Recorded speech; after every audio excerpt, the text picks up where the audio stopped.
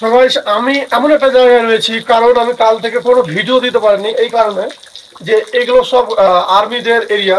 এখানে camera allow নেই, GoPro allow নেই, কিন্তু ফোনে চুপচুপ করে করি। কিন্তু কিভাবে করব, বাইক চালাবো না করবো, এত বৃষ্টির মধ্যে আমরা ভিজে, আর এতগুলো ওয়াটার ক্রসিং পার করেছি আমরা, 10 থেকে 12টা ওয়াটার ক্রসিং পার করেছি, আর সেই ডেঞ্জার লেভেলের।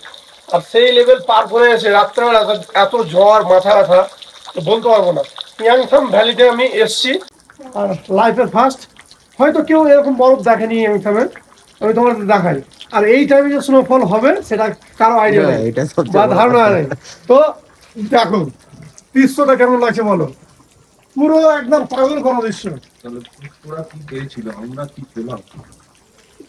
তো যারা কালকে ঘুরে গেছে ওরা কি পেয়েছে, আজকে আমরা কি পেলাম, এটা কিন্তু সব থেকে বড় জিনিস।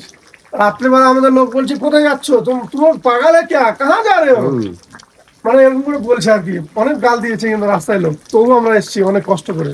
সবার জুতা, জ্যাকেট, হেলমেট সব ভিজে আছে, যদি তোমাদের দেখায় তোমরা অবাক হয়ে যাবে। তো যাই হোক, ভিডিওটা ভালো লাগলে অবশ্যই একটা লাইক করে দিও।